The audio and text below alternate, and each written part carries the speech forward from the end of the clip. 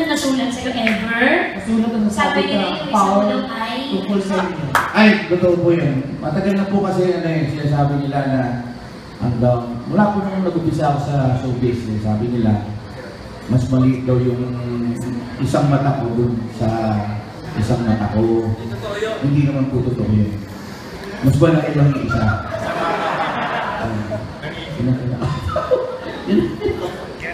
Ako naman yung yung pinagkakalat po nilang wala po akong boobs. Hindi po totoo yun. Pagkatas na po ng leg, chan kagad. Kaya hindi niyo po nakita. Tuloy-tuloy lang po. Sasasaktan ako. Hindi. Wala, kahit ano po yan, basta basta maisulat nyo nga po, masaya lang po ako doon. Maalala nyo po ako. Kay maganda, kay pangit, God bless you po. Hindi, pero seriously, for the past, I've been in the business for like less than 30 years. Pero nakakatuwa po na wala namang, in my whole life as a singer, ano po bang ginawa ko, director, TV host, wala po talagang tumira sa akin ng sobra-sobra. At of course, I'd like to thank the press. Talaga pong, itirahin niyo ako. Maraming salamat for those lovely years. Mabait ka kasi, Direk Randy. Well, first, marami namang tayo masama, but I guess everyone's entitled to their own opinion. So, Like what? a lot. Ayun, ano mga turo yung namin ng sagot? A lot. Siyempre, I wouldn't wanna bring it up. Being very specific, but meron, pero, ano talaga, hindi natin mapipush lahat ng tao, no, sa lahat ng gagawin natin. Kailangan lang talaga natin, parang pinag-importante lang natin sa sarili natin, wala tayong nasasagasaan, wala tayong na-affect ng mga tao. So, opinion nila yun, respetuhin natin. Sophie? Actually, wala pa akong nababasa ng foul. So sana, wala akong mabasa ng foul ever. Yun, wala naman.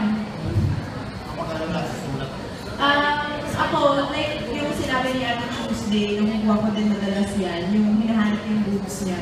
Pero okay lang, carry lang, diba? Wala naman wala. Tapos, error 404, boobs not found, gano'n. Pero, hindi siya, may gusto ko lang ikwento, pero hindi siya write up. Recently lang na nangyari yung nag-taping kami. May dumadaan na girl na nakakariton. Tapos sabi niya, excuse me, ganda. Kasama si Yula at si Sophie, nasa eksena kami nito. Tapos, so sabi niya, gusto niya dumaan. So, umusog kami, ay sorry po, ganyan. Tapos biglang sabi niya, wow, maganda ka pala. Tapos nakatingin siya sa akin. Tapos parang ako, maganda ka pala sa personal, gumano siya. Tapos sabi ko sa kanila, bakit sa TV ba pangit? Ako. Nagjo-joke lang ako sa kanila. Tapos biglang sinabi niya, TV kasi yung pangit mo. Saktan ako. Oo, naiyak talaga siya. Naiyak kasi hindi niya binawi. Umalis lang siya. Tapos yun pa rin yung sinasabi niya. Seryoso talaga. Sa nalong. Yung ba yun? Ganun. Ayun lang, share ko lang. Youths. Sa akin po, foul, wala naman. Hindi naman siya foul. Hindi talaga siya foul. Pero, ano na siya, sabi niya lang, parang, ito yung mga bago pa ako. Ito yata yung The Sisters, pinakauna ko pong teleserye yung ginawa sa TV5. Nag-support ako kay Nadine Samonte. Tapos, sinulat lang, hindi ko na maalala paano. Basta ang ibig niyang sabihin is, kailangan ko pa mag-improve sa acting ko. And I don't think naman that is foul.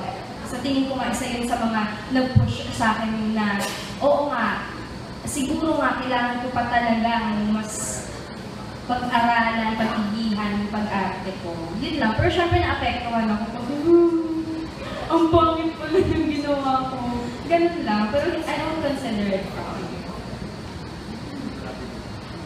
Sali ba ako dito? Kasi, alam nyo, yung life ko, wala naman akong dinaan ng matinding pagsubok talaga. Tsaka kayong mga press, you know, ang babait talaga through all these years. Napakabait nyo sa amin. Sa akin, no, sa career ko. Kaya wala akong, actually, medyo may salbahan yung mga sa Twitter. Yung mga nambabash, di ba akong sinasabi sa akin, palito ako, yung gano'n. Okay, boy. Huwag ka nang ano. Parang ganun. Hindi, ako, nakakabot sa akin, masayahin akong tao, kaya wala, never naging problema yun. No, tama yan, no harm, no foul, wala talaga. Normal. Sa akin, nasasaktan ako pag sinasabi ni Tita Tuesday na makikino ka. Ang kulay ko nga yung sa pagdinig mo ba sa akin, minention. Kulay din daw, sabi ko hindi mo, wala. Wah, sabi ko lang, Kaya wala naman.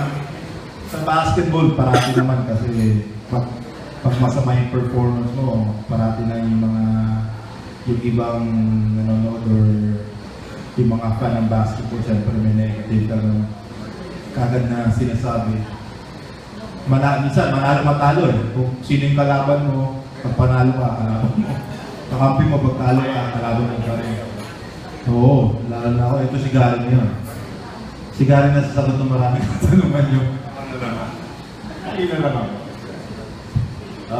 Sa akin naman, wala bang nasusulat. Ewan ko lang yung pag-inuno yung sitcom. Pero mga foul sa nangyari sa akin nung isang laro na maganda yung nilaro ko, tapos yung nakakalaban namin yung maraming fans.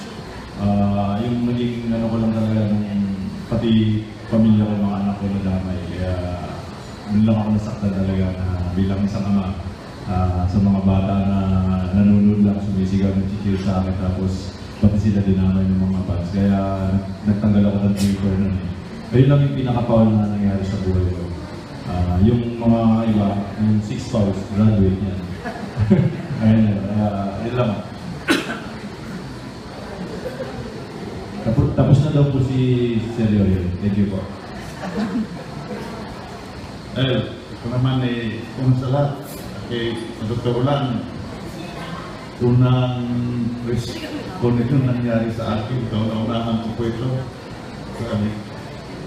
Salamat pa sa TV5 at binigyan po ako ng pagkakataon sa mga staff. Maraming salamat po.